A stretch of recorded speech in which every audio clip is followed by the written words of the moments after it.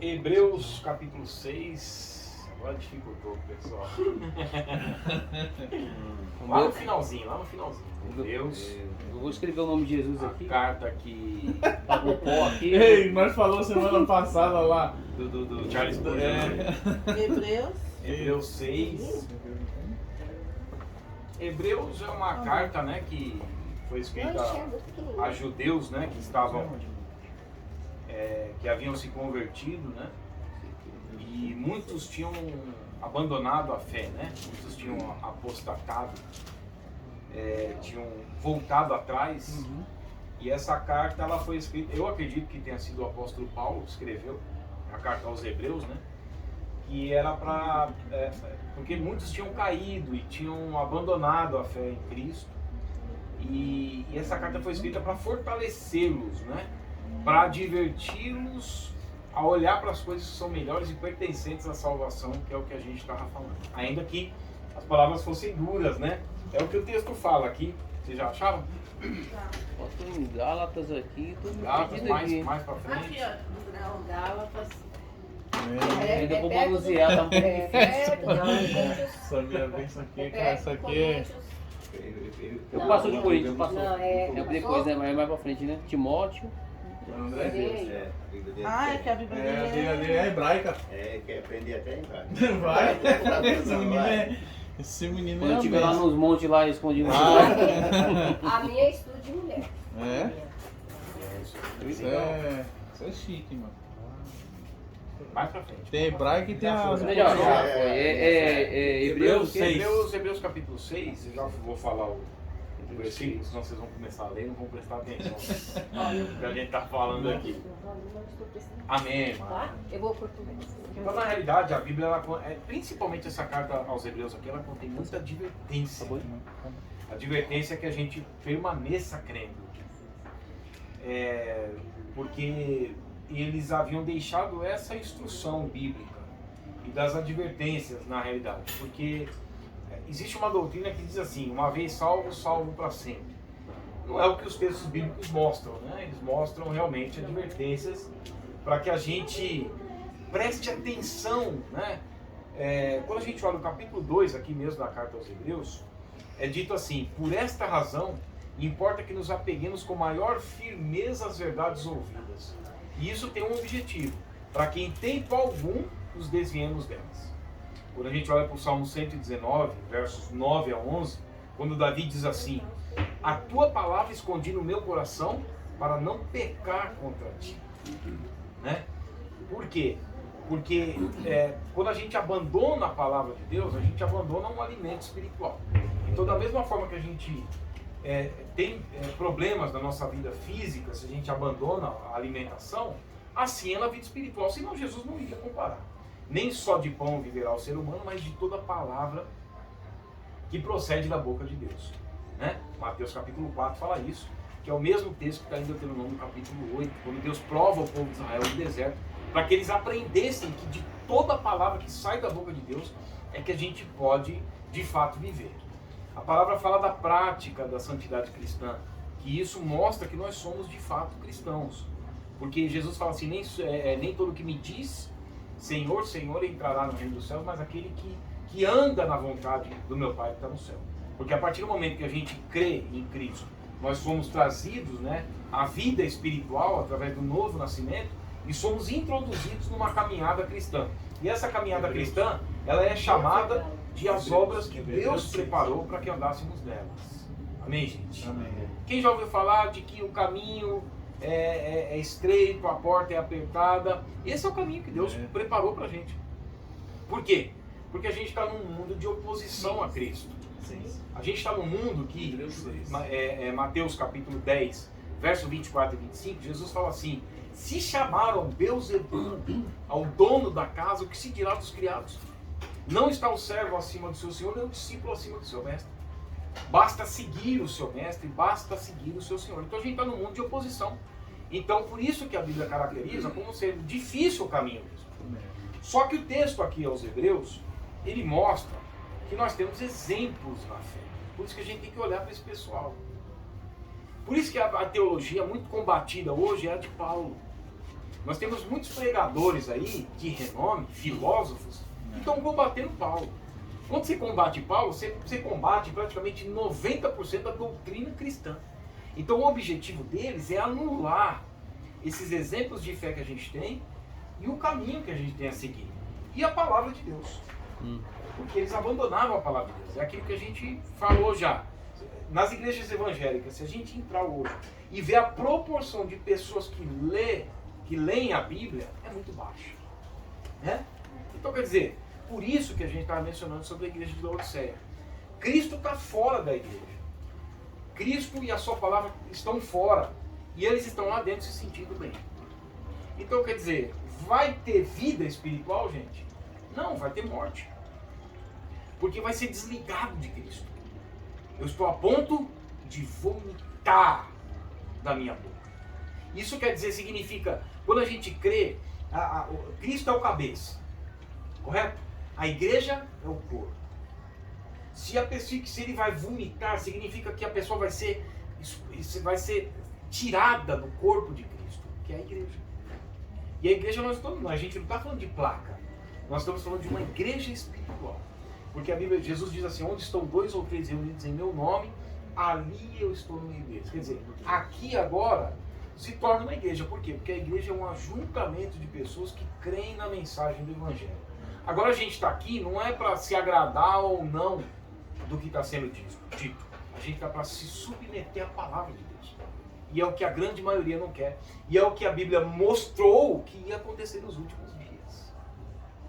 Então, por isso que o texto aos Hebreus, capítulo 6, a gente vai ler do verso 9 a 12.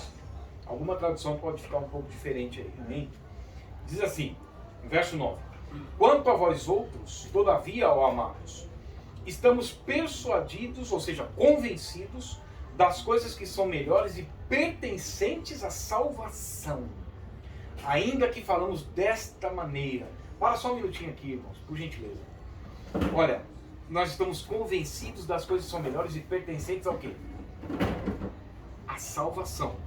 Romanos 1,16 mostra que o Evangelho é o poder de Deus para a salvação.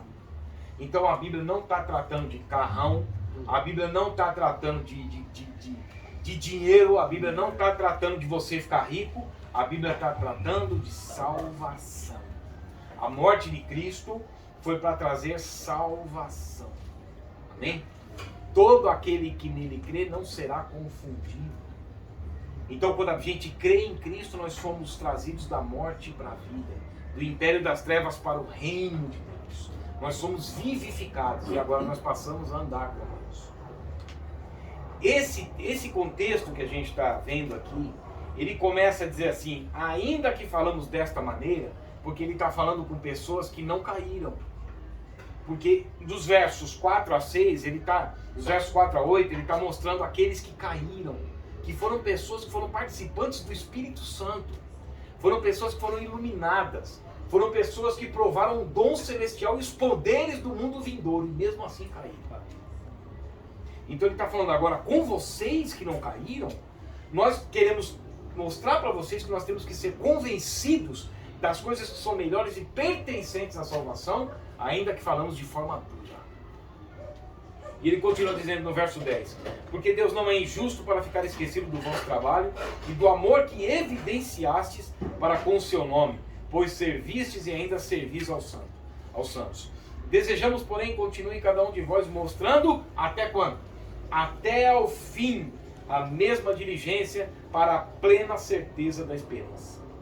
Para que não vos torneis indolentes, mas imitadores daqueles que pela fé e pela longanimidade herdam as promessas. Amém?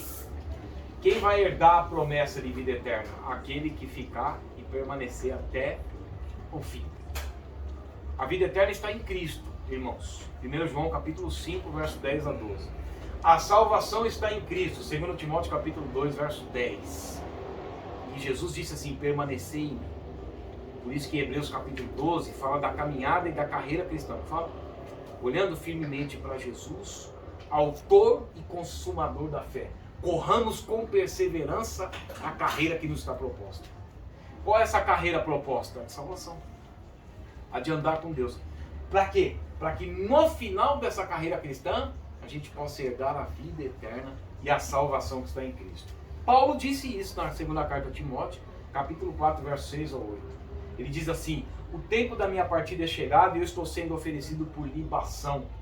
Combati o bom combate, terminei a carreira e guardei a fé.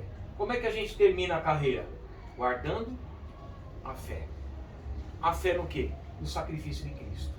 A fé no quê? Na palavra de Deus que mostra como nós vamos viver agora em santificação. As pessoas hoje estão buscando riquezas, elas estão buscando se dar bem, elas estão buscando negociar com Deus, elas estão distantes das Escrituras, não estão sendo guiadas pelas Escrituras.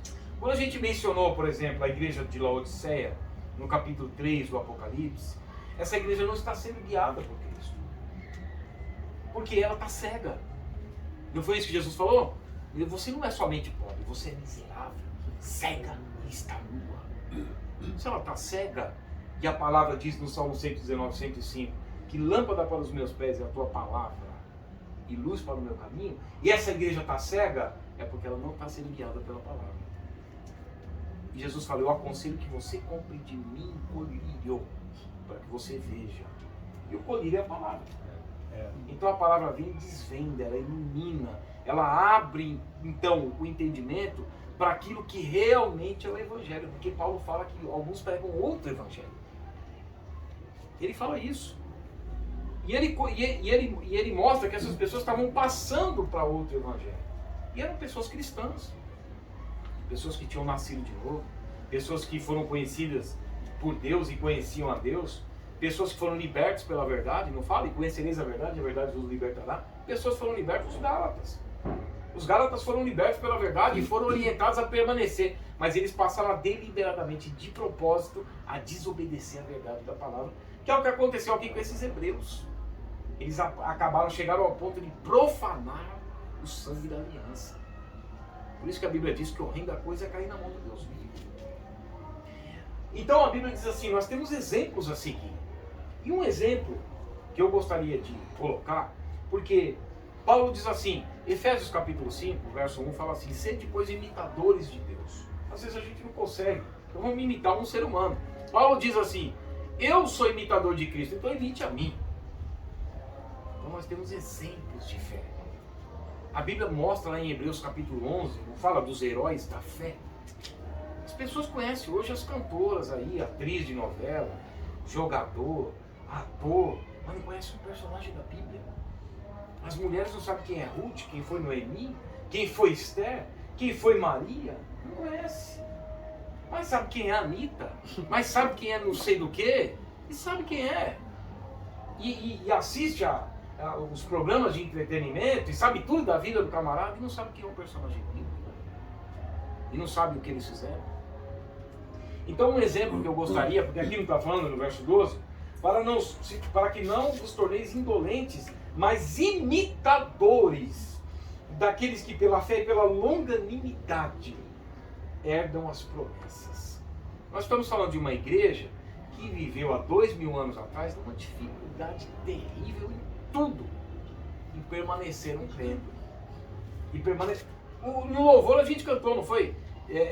Estevão viu o céu aberto e mesmo sendo apedrejado foi fiel até o fim. Mas por que ele foi fiel até o fim? Porque ele estava cheio do Espírito Santo de Deus. E quem está cheio do Espírito Santo, primeiro tem que estar cheio da palavra. Porque o Espírito nos guia pela palavra. Amém, meus irmãos? Então, nós temos exemplos assim. Um desses exemplos, eu gostaria que os irmãos abrissem em João, capítulo 12. Vamos começar a acostumar a passear na Bíblia. Bom. Amém? Amém. Fiz aqui umas anotações, mas Deus vai levando a gente para o outro lado, né? E a própria palavra vai nos guiando. 12. João capítulo 12. Aqui já está falando que Lázaro já está sentado na mesa, junto ali com os judeus. O Senhor Jesus também está naquele banquete, né? E Lázaro aqui já tinha sido ressuscitado. Amém? Lázaro era da família de Betânia, né? Que era uma região onde Jesus tinha uma família ali muito querida, né? Tinha os 3 irmãos ali que se chamavam Marta, Maria e Lázaro. Amém? E nós vamos pegar aqui uma irmã como exemplo de fé, que foi Maria. Essa Maria aqui, ela é irmã de Marta e de Lázaro. Amém, gente? Achou aí, né? João capítulo 12.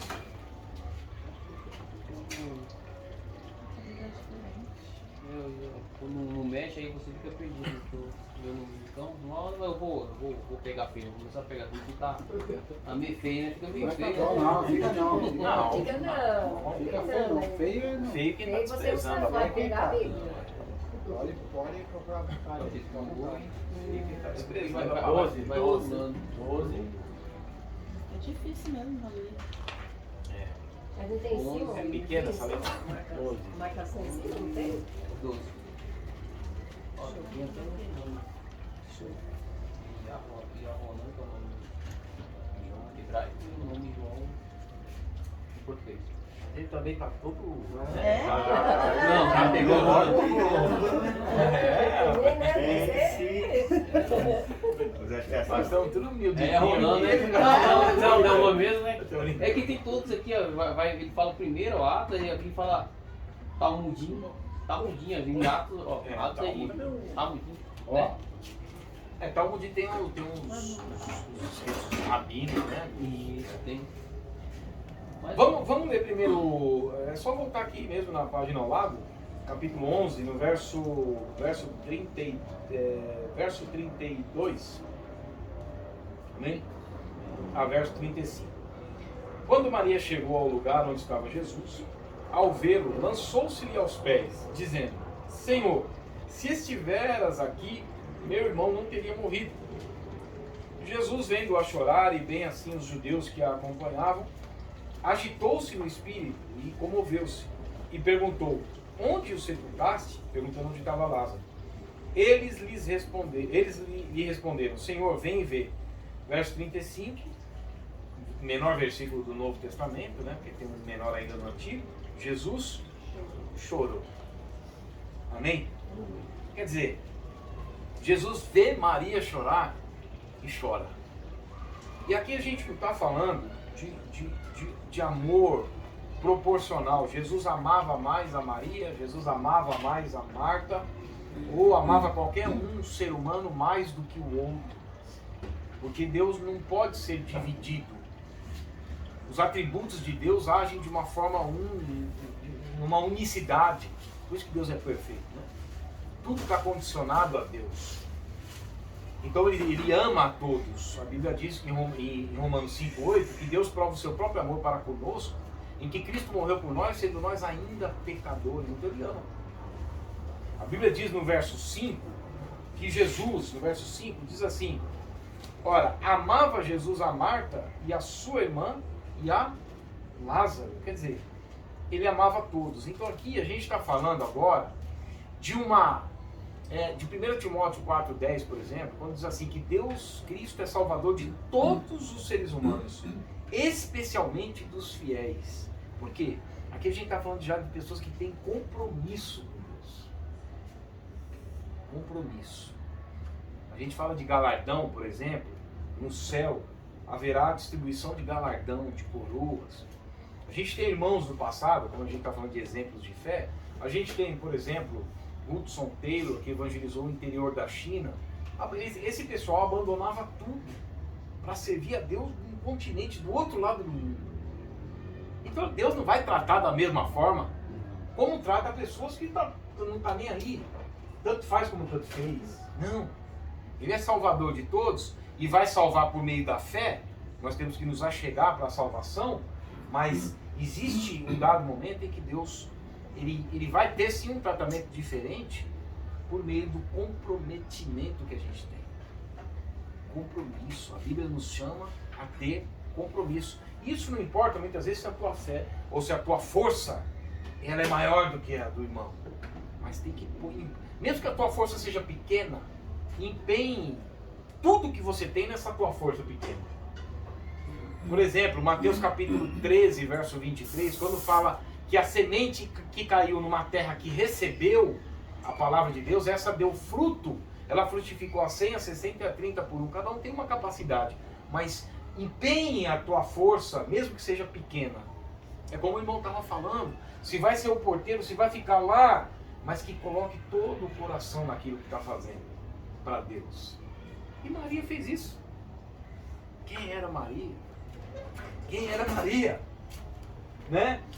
E Jesus, o próprio Deus aqui encarnado, chora. Já pensou? Você já pensou que tipo de sentimento essa mulher provocou no Senhor? O tipo de sentimento. Qual o tipo de sentimento o mundo está provocando em Deus? Colossenses 3,6. Por estas coisas vem a ira de Deus sobre os filhos da desobediência. Agora tem aqueles de João. Alegrei-me quando me disseram, vamos à casa do Senhor. Deus, ele está em todo lugar. Em alguns lugares ele está com graça, em outros ele está com ira. Aqui, que é um lugar que está recebendo a palavra, e pessoas estão reunidas em nome de Jesus, e segundo a promessa dele, ele está no meio de nós, ele está com graça. Então, que tipo de sentimento nós estamos provocando no Senhor? Porque nós vemos as multidões seguindo a Cristo, mas eles estavam atrás do pão. E a gente vê hoje as multidões dentro das igrejas evangélicas. A gente vê Jesus, quando ressuscita, no espaço de 40 dias entre a Páscoa e a sua ascensão aos céus, 10 dias antes do Pentecostes, da descida do Espírito Santo, Jesus é visto no espaço de 40 dias por 500 irmãos ou mais. Jesus escolhe no seu ministério 70 discípulos, 58 vai embora porque não suporta ouvir o discurso da palavra de Deus. Ficam os 12. Dos 12, 3 ficavam mais próximos, Pedro, Tiago, João e muitas vezes André. E dos 3, um encostava no peito de Cristo, que era João. Deu a revelação do Apocalipse, a revelação do fim dos tempos para esse que estava mais próximo. É chamado de discípulo amado, não é isso, meus irmãos? Então veja que muitas pessoas estão preocupadas em contar certos tipos de testemunhos, que é o que a gente mencionou, talvez uma confusão que fazem com Atos 1,8, mas recebereis poder ao descer sobre vós o Espírito Santo, porque o Espírito Santo nos capacita a ir até o final. Sem o Espírito do Senhor não há liberdade. Por isso que a palavra diz, não entristeçais o Espírito, não apagueis o Espírito, porque a Bíblia diz que o tabernáculo, o altar, ele era o tempo todo movido pelo fogo. Então a Bíblia diz, o fogo arderá continuamente sobre o altar. Por isso que o Espírito, mediante a palavra, deve arder nos nossos corações. Então recebereis poder, que é esse poder capacitador que vai fazer a gente chegar até o final. Ele descerá sobre vós e sereis minhas testemunhas, começando em Jerusalém, passando pela Judéia e por Samaria e até os confins da terra, que é onde nós estamos.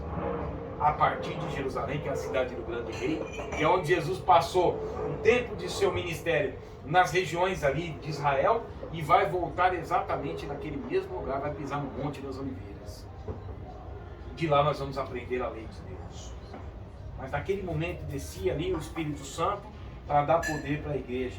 E sereis minhas testemunhas, que significa mesmo em face da morte, não amar a própria vida. E se nós formos postos à prova de verdade?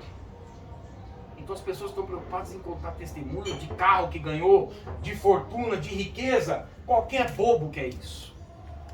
E se eles arrumarem uma religião que está dizendo que vai dar mais dinheiro para eles, eles abandonam a Deus, abandonam a igreja evangélica e vão atrás da outra religião, porque eles não estão interessados na palavra de Deus. Agora, qual testemunho Deus tem dado a nosso respeito?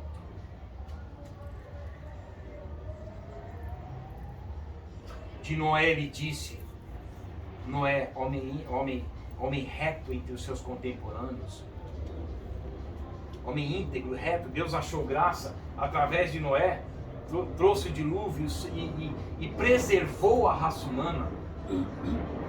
De Abraão ele disse, ocultaria eu alguma coisa do meu servo Abraão, posto ser ele o meu amigo? De Jó, homem íntegro, reto, temente a Deus e que se desvia do mal. Deus dando testemunho da pessoa. De Davi, achei Davi meu servo, homem segundo o meu coração. De João Batista, dos de nascido de mulher, não há ninguém igual João Batista. De Moisés, houve algum profeta que se levantasse como Moisés, em que Deus falasse face a face? De Judas, eis o traidor se aproxima. E de nós? O que Deus tem pensado de cada um de nós? Quando olha para as nossas vidas, Deus chora, Deus se alegra, Deus sente ira. Qual é o testemunho que Deus tem dado a nosso respeito? É fácil ficar contando. Ah, eu tinha um carro, agora eu tenho 5. Divide com o teu irmão. Veja quem está passando necessidade. Porque a gente vê a igreja primitiva vivendo dessa forma. Então nós temos uns exemplos de fé que a Bíblia nos dá. E Maria é esse exemplo de fé que eu gostaria de colocar aqui hoje. Porque se a gente perder de vista essas pessoas, a gente se perde. A igreja primitiva, nós temos que ver como eles viviam. Porque se a gente for olhar para a igreja hoje, o que o irmão estava falando, você vê, tem uma igreja uma em cima da outra. E o primeiro pensamento que vem nas pessoas parece que estão disputando para ver quem vai ser maior, para ver quem vai arrecadar mais. A igreja primitiva era diferente. Nós temos um exemplo de fé. Amém, meus irmãos? João capítulo 12. Vamos agora para João. Vai falar de Maria.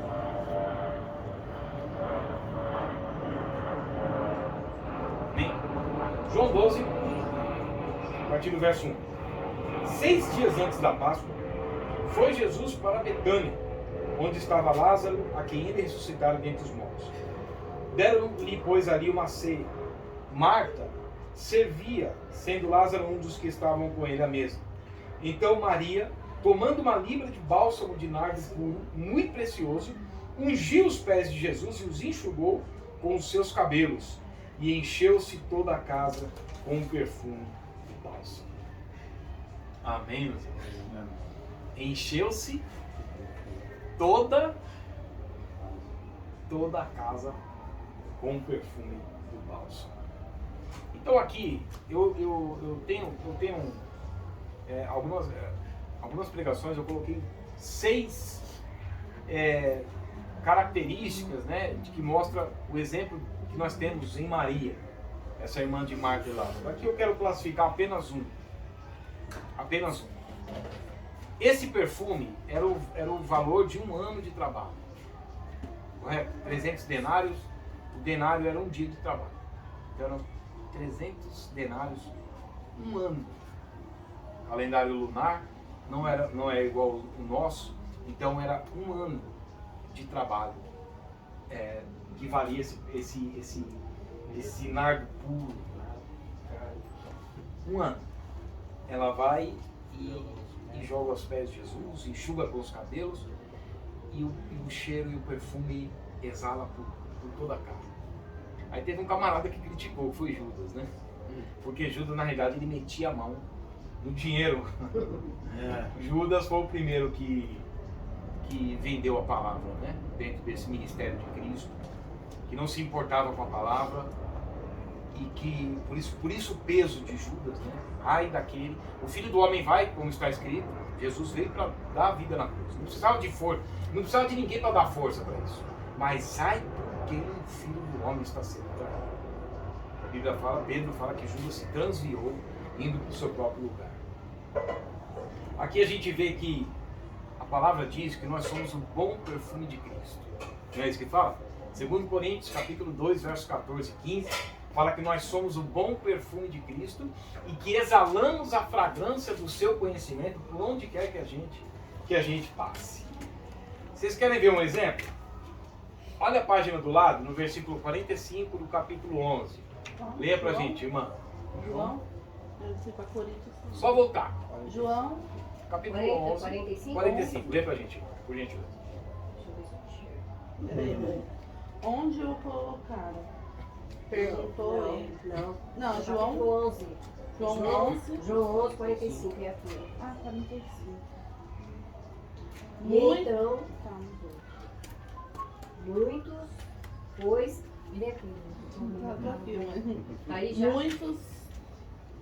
É João 11, 45, né? É, Muitos dos judeus que tinham vindo visitar Maria, vendo o que Jesus fizera, creram nele.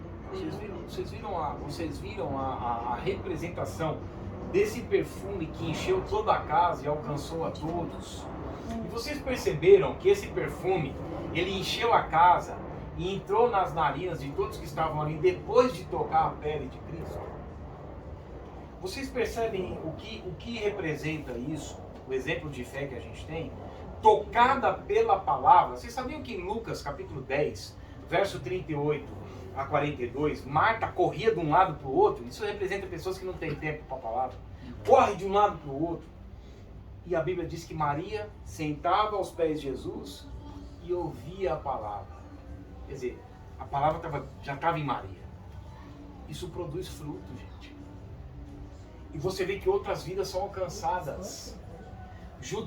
Muitos judeus que tinham ido visitar Maria, vendo o que Jesus fez, o que Jesus fez? Ressuscitou a Lázaro.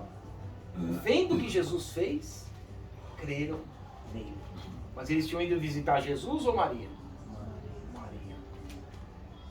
Aqui depois fala que ela, com esse perfume, algo que valia, algo que era precioso, e que ela não se importou com isso, ela quebra e joga aos pés do Senhor, enxuga com o cabelo, e você vê que nós somos esse perfume, e através de nós é exalado entre as pessoas que estão próximas a nós a fragrância, o cheiro do conhecimento da palavra de Deus através das nossas vidas.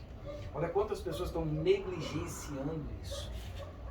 Quando a gente vai lá para Lucas 5, quando fala da pesca maravilhosa, e que muitos transformam essa pesca maravilhosa em campanha e oferta, a campanha da pesca maravilhosa, mas só que se a gente olhar no capítulo 5, verso 11 de Lucas, diz que eles, deixando tudo, seguiram a Cristo. Já que eles conquistaram, eles deixaram tudo. Por que as pessoas estão hoje, dentro das igrejas, tentando ficar ricas, não deixa tudo e segue a Cristo? Já que é para seguir, tem que seguir o texto todo. A gente tem que seguir a palavra toda, tem que seguir o que está sendo dito. Mas por que eles deixaram tudo? Porque no verso 8 de Lucas 5, Pedro, vendo quem era Jesus de fato, se dobra diante dele e fala a mesma coisa que Isaías. Senhor, aparta-te de mim, porque eu sou um pecador. Só que a Bíblia diz que quando eles obedecem à palavra de Cristo, e Pedro deixa o seu barquinho ser usado, que aí é a nossa vida sendo usada para a glória de Deus, a Bíblia diz que eles romperam as redes de tanto peixe que eles apanharam, porque obedeceram à palavra de Cristo, e tiveram que chamar as pessoas, outros barcos próximos, para ajudar aquilo. Ou seja, vidas foram envolvidas na obra de Deus através da vida de Pedro, do barco de Pedro, em que Jesus prega, e depois da pregação acontece essa pesca maravilhosa.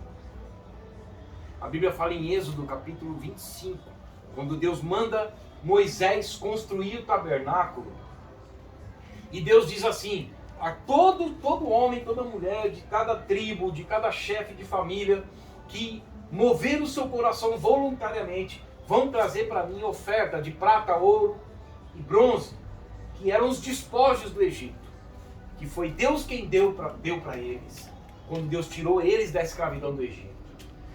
Nós temos isso na nossa vida espiritual. Deus um dia nos tirou da escuridão, das trevas, do pecado, da condenação, e hoje nos trouxe para a presença de Deus.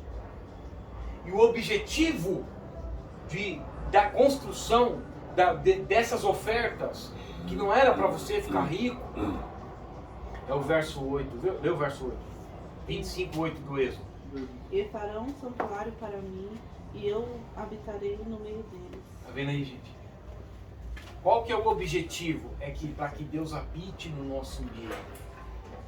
E através da prática da santidade cristã, nós vamos exalar o conhecimento de Cristo e outras vidas serão alcançadas. Mas quem não quiser ser alcançado, é problema de quem não quiser ser alcançado. Mas nós temos que ter o mesmo sentimento que houve em Cristo Jesus. A mesma motivação. Porque um dos objetivos do Evangelho é nos formar a imagem de Cristo. Através de uma vida em santidade, através da obediência a Deus. Amém? O que tem de precioso na nossa vida? Como Maria fez. 1 ano de trabalho. Pensa bem aí. um ano de trabalho, você depositar aos pés do Senhor, para que outras vidas sejam alcançadas. A gente não está falando aqui de dinheiro, nem de oferta, nem de envelope, nem de campanha. A gente está falando da nossa vida. O que a gente está fazendo de precioso, o que está custando para a gente, porque de repente a gente não está querendo abrir mão de nada. Por isso que Jesus falou para o jovem rico, você te falta uma coisa ainda. É essa coisa que está te prendendo e você vai ficar amarrado nisso e não vai conseguir vir até mim. Porque Jesus falou, vai e vende tudo que você tem, dá aos pobres. Aí você vai conseguir vir e me seguir. Aí você vai ter tesouro no céu. Aí você vai ter a vida eterna. Porque a pergunta do jovem rico foi sobre a vida eterna, não foi? Senhor, o que devo fazer para herdar a vida eterna? Não foi a pergunta? Por que ele não alcançou a vida eterna? Porque ele virou as costas e foi embora. Porque ele não queria abrir mão daquilo que ele achava que era importante. Mas a mesma pergunta o carcereiro romano fez para Paulo e Silas, não fez? Em Atos. Lá em Atos, capítulo 16, quando ele vê realmente que Deus era na vida de Paulo e de Silas, ele diz assim, Senhor, o que eu devo fazer para me salvar? É a mesma pergunta do jovem rico. O que devo fazer para herdar a vida eterna? Herdar a vida eterna e se salvar não é a mesma coisa? E Paulo deu orientação. O que Paulo falou para o carcereiro? Crê no Senhor Jesus e será salvo tu e toda a tua casa. O verso 31 de Atos 16. A Bíblia diz que naquela mesma noite, eles levaram Paulo e Silas para a casa deles, lavou os vergões deles, porque Paulo e Silas tinham apanhado, que nem os condenados, e foram batizados. Houve salvação. Por quê? Porque eles abriram mão. E outra, abrir mão daquilo, um centurião romano, um carcereiro romano, perdão, confessar a Cristo no Império Romano significava morte. Ou não? Significava morte. Então, nós temos esses exemplos de fé que nós vamos ver depois pessoas criticando a gente, como Judas criticou, né? Olha o versículo 4 aí de João 12, ó. Mas Judas Iscariotes, um dos seus discípulos, o que estava para traí-lo, disse, por que não se vendeu esse perfume por 300 denários e não se deu aos pobres? Isso, disse ele, não porque tivesse cuidado dos pobres, mas porque era ladrão e, tendo a bolsa, tirava o que nela se lançava. Verso 7. Jesus, entretanto, disse, deixai-a, que ela guarde isso para o dia do meu embalsamento, para o dia que me embalsamarem. Porque os pobres sempre os tendes convosco, mas a mim nem sempre me tendes. A Escritura diz assim também, que Jesus disse, ela fez o que pôde. Veja que Deus não está requerendo tanta coisa da gente, meus irmãos. Em Miqueias 6,8 diz assim, o que é, ser humano, que Deus pede de ti? Senão que pratiques a justiça, ames a misericórdia e andes humildemente com o teu Deus. É só isso que Deus quer da gente. O que Deus quer da gente, o que se requer dos dispenseiros, que é o período de tempo que Ele está trabalhando na igreja e através da igreja, e individualmente através de nós, e desse ajuntamento cristão, é que a gente permaneça no que está escrito.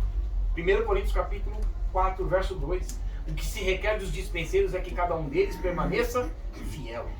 Apocalipse capítulo 3, verso 8 diz assim, eis que tenho posto uma porta aberta diante de ti que ninguém pode fechar, que mesmo tendo pouca força, não negaste nem a minha palavra e nem o meu nome. Judas não estava preocupado com Cristo, tanto que ele vende depois Jesus por 30 moedas de prata, que na lei era o preço de um escravo. São pessoas que querem escravizar a palavra de Deus, elas querem o que elas querem, elas não querem ouvir a palavra. Elas não querem se submeter à palavra. Então aqui a gente tem um paralelo, já vou terminar, a gente tem um paralelo de Judas e os guardas do templo. Em João capítulo 7 a gente vê os guardas do templo, a partir do verso 44, 43. Os guardas do templo, eles foram enviados para prender Jesus, não foram? Eles estavam longe da palavra, mas eles chegaram perto da palavra. Judas estava perto da palavra e se afastou da palavra. Ele estava querendo vender Jesus, procurando uma ocasião para trair Jesus. Está lá em Marcos capítulo 4, capítulo 14, verso 10. Procurando uma ocasião para trair, porque tinha se afastado da palavra. Assim são muitas pessoas que se afastam da palavra. E 1 Coríntios 15:33 mostra que as más conversações corrompem os bons costumes. Por isso que a gente deve se apegar à palavra, para que em tempo algum nós nos desviemos delas. Porque ninguém vai ser salvo fora da palavra. Ninguém tem relacionamento com Deus fora da palavra. Não se faz igreja cristã sem a palavra, sem a Bíblia. E eles estão se afastando da Bíblia. Os guardas do templo foram enviados para prender Jesus. Eles voltaram sem Jesus. Nesse contexto significa o seguinte: eu não vou entregar minha comunhão com Deus, mesmo que eu sofra penalidade. E por que eles não entregaram a Cristo? Sabe o que eles disseram? Os maiorais do templo: ninguém nunca falou como esse homem. Ou seja, a palavra tocou no coração. E eles quiseram intimidar, mas algumas das autoridades creram nele.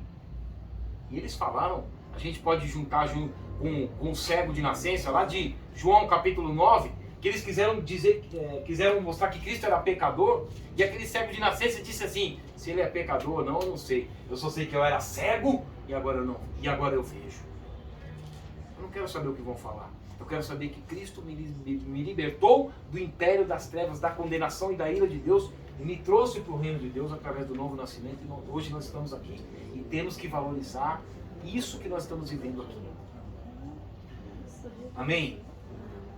Então, o exemplo que nós temos de fé hoje, Maria, que a Bíblia diz que Jesus chega e Marta vai até o encontro dele, e ele manda chamar Maria.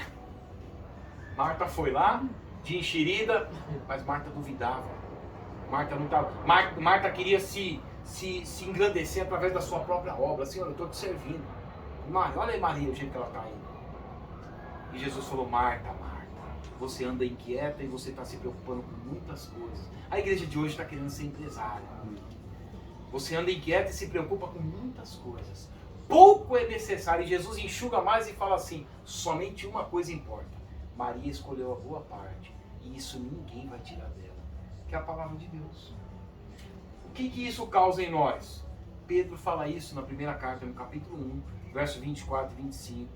Seca-se a erva e murcha-se a sua flor, mas a palavra de Deus permanece eternamente. Quem tem a palavra de Deus dentro do seu coração vai permanecer eternamente. Por isso que muitos vão ressuscitar do pó da terra, ou muitos serão condenados para a vergonha e horror eterno. Amém, meus irmãos? Então que a gente possa seguir esse exemplo de fé. Se a gente tem a igreja primitiva, que estava longe do retorno de Cristo. Eu vou terminar agora. A igreja primitiva estava vivendo há 2000 anos atrás. Ela estava 2000 anos, porque a gente está bem perto do retorno de Cristo. Ela estava 2000 anos de distância de tempo. E ela acreditava que Jesus viria naquele tempo. A igreja de hoje, ela está à beira do retorno de Cristo e não acredita. Por quê? Porque ela está longe da palavra. Amém? Então, Lucas capítulo 10, verso 40 a 42 mostra que Maria estava perto da palavra de Deus. E por isso ela acreditava e permaneceu crendo. As 4 vezes que é mencionado Maria, essa Maria, na Bíblia, ela está de joelhos aos pés de Cristo. E esse é o nosso lugar. Amém? Amém. Tem mais algum louvor?